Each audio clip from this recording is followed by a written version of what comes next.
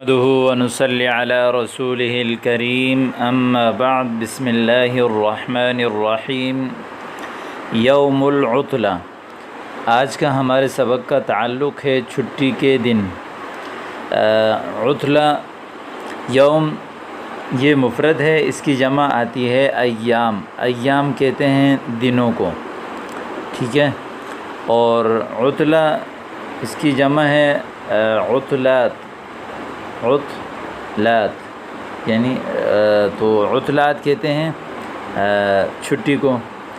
یوم العطلہ چھٹی والا دن، تو ایام العطلات بھی کہتے ہیں، ایام التعطیلات بھی کہتے ہیں، چھٹی کے ایام۔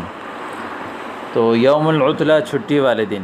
چھٹی والے دن کے سلسلے میں عربی میں کون سے ایسے جملے استعمال ہوتے ہیں اور کیا طریقہ کار ہے، وہ آج آپ پڑھیں گے۔ آئیے دیکھتے ہیں۔ کیف تقضی العطلۃ الاسبوعیۃ، آپ ہفتہ وار چھٹی کیسے گزارتے ہیں؟ کیف کیفیت کے بارے میں سوال کرنے کے لیے آتا ہے، جیسے کیف حالک، آپ کی کیا حالت ہے، کیف تقضی آپ کیسے گزارتے ہیں، تو کیفیت کے بارے میں پوچھنے کے لیے آتا ہے۔ قضا یقضی اس کا معنی ہے گزارنا، قضا یقضی اس کا معنی ہے فیصلہ کرنا بھی، گزارنا بھی۔ العطلہ گزر گیا اوپر، جمع عطلات اسبوعیہ ہفتے والا، یعنی العطلۃ الاسبوعیہ یعنی ہفتہ وار چھٹی، یعنی پورے ہفتے میں جو چھٹی ہوتی ہے، مثال جمعے والے دن یا اتوار والے دن ایک دن جو چھٹی ہوتی ہے اس کو عطلۃ الاسبوعیہ کہتے ہیں۔ یہاں مفعول بن رہا ہے اس لیے اس کے اوپر زبر ہے۔ کیف تقضی العطلۃ الاسبوعیۃ، آپ ہفتہ وار چھٹیاں کیسے گزارتے ہیں، ہفتہ وار جو چھٹی ہوتی ہے اس کو آپ کیسے گزارتے ہیں؟ انی ذاہب الی بیتی وقد قدمت عریضۃ العطلۃ الی الاساتذۃ، انی میں انی بے شک میں، یقیناً میں، ذاہب ذہب یذہب جانے کو معنی ہے، اور یہ اس میں فاعل ہے، ذاہب جانے والا، الی بیتی الی طرف، الی بیتی میرے گھر کی طرف، وقد قدمت قدم یقدم تقدیم کہتے ہیں پیش کرنا، آگے کرنا۔ یہ وقد قدمت واحد متکلم فعل ماضی معروف کا صیغہ ہے، اور اس میں تاکید کے لیے شروع میں قد لگائے، وقد قدمت، اور یقیناً میں نے پیش کیا۔ عریضہ عریضہ کہتے ہیں درخواست کو، عرائض جمع آتی ہیں، اور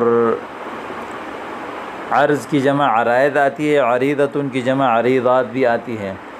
عریضہ کہتے ہیں یعنی ریکویسٹ کرنا، کوئی یعنی جو درخواست ہوتا ہے عام طور پر لکھ کر جو پیش کیا جاتا ہے اس کو بھی عریضہ کہتے ہیں، یا ویسے بھی آپ کسی کو کوئی درخواست کریں کہ ارید لدی عریضۃ، میرے پاس ایک درخواست ہے لکا آپ کے لیے، تو عریضۃ العطلہ چھٹی کی درخواست، اچھا ٹھیک ہے، عریضۃ العطلہ چھٹی کی درخواست الی الاساتذہ، اساتذہ کے سامنے۔ انی ذاہب الی بیتی میں گھر جانے والا ہوں، اور یقیناً میں نے چھٹی کی درخواست اساتذہ کے لیے، اساتذہ کو پیش کر دی ہے۔ اما انا فلی شغل مہم فی السوق، اور رہی میری بات، مجھے تو اما انا مجھے تو مجھے شغل کام کو کہتے ہیں، مجھے کام ہے مہم اہم کام، مہم یعنی بہت اہم کام ہے، فی السوق بازار میں۔ وَأَمَّا زَيْدٌ فَيُرِيدُ الْخُرُوجَ فِي سَبِيلِ اللَّهِ، اور جب کہ زید وہ اللہ کے راہ میں جانا چاہتا ہے، نکلنا چاہتا ہے۔ الخروج خرج یخرج اس کا معنی ہے نکلنا، تو وہ اللہ کے راہ میں نکلنا چاہتا ہے۔ هل من احد يبقى في المدرسة هذه المرة، کیا کوئی ایک مدرسے میں باقی رہے گا اس مرتبہ؟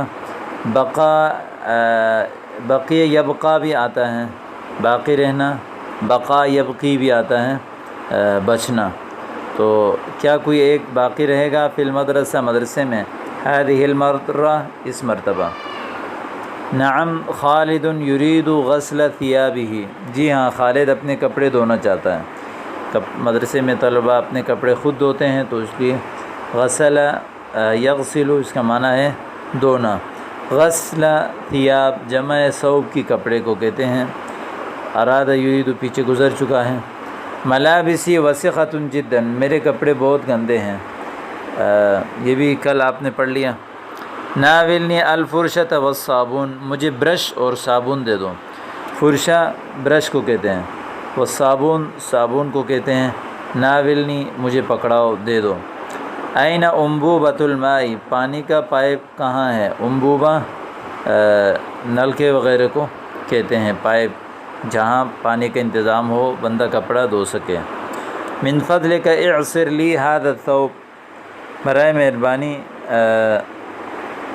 یہ کپڑا مجھے نچوڑ کر دے دو۔ اعصر لی میرے لیے نچوڑو، عصر یعصر اس کا معنی ہے نچوڑنا، اور اسی سے ہے عصیر، عصیر کہتے ہیں نچوڑے ہوئے چیز کو، جیسے سرکہ ہے، اور اسی طرح عصیر التفاح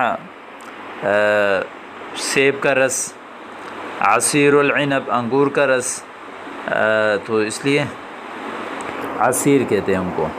ھذا الثوب یہ کپڑا، یعنی جو جوس وغیرہ ہے نا تو ان کو بھی کہتے ہیں عصیر، کیونکہ وہ بھی ایک نچوڑ کر ان کو بنایا جاتا ہے۔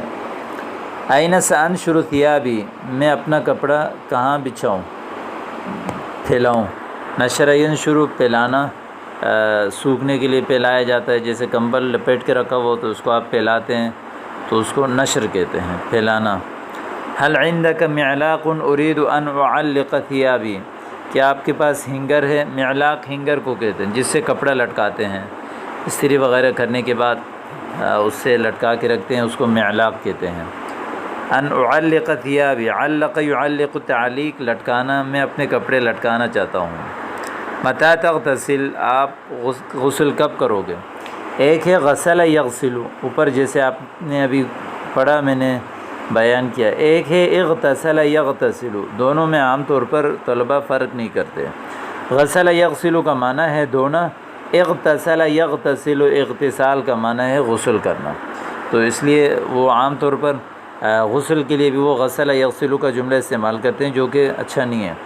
غسل کا معنی ہے دھونا، جیسے غسلت ثوبی میں نے اپنے کپڑے دھوئے، غسلت وجہی میں نے اپنا چہرہ دھویا، غسلت رجلی، اور جیسے قرآن میں آتا ہے اذا قمتم الی الصلاۃ فاغسلوا وجوہکم، اپنے چہروں کو دھو لو، وہ دھونے کے معنی میں۔ اور ایک ہے اغتسل یغتسل، اس سے وہ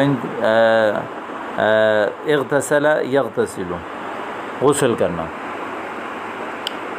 اريد ان اقلم اظفاری فناولنی مقلمۃ الاظفار، قلم یقلم کاٹنے کو کہتے ہیں، میں کاٹنا چاہتا ہوں، اظفاری اپنے ناخن، اظفار ظفر کی جمع ہے، ظفر کہتے ہیں ناخن کو، پنجے کو۔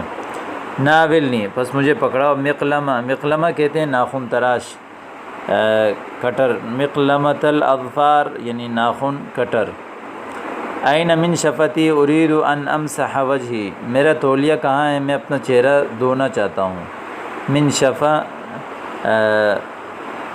تولیے کو کہتے ہیں۔ اريد ان انظف الاسنان، میں اپنے دانت یعنی میں دانت صاف کرنا چاہتا ہوں۔ نظف ینظف تنظیف صاف کرنا، اسنان دانتوں کو کہتے ہیں، اور جیسے دانتوں کو عموماً صاف کیا جاتا ہے سواک، بالسواک، کس سے؟ مسواک سے۔ اور ایک دوسرا لفظ ہے بالفرشہ، برش، اور معجون، معجون سے، معجون کہتے ہیں ٹوتھ پیسٹ جو ہوتا ہے اس کو معجون کہتے ہیں، اور برش کو اوپر جیسے گزر گیا بالفرشہ۔ اريد ان انظف الاسنان بالفرشة والمعجون، میں اپنے دانت برش اور ٹوتھ پیسٹ سے صاف کرنا چاہتا ہوں۔ تو یہ آپ کے سامنے الفاظ آ گئے، ان کو آپ دہرائیں اور اچھی طرح ان کو یاد کر لیں۔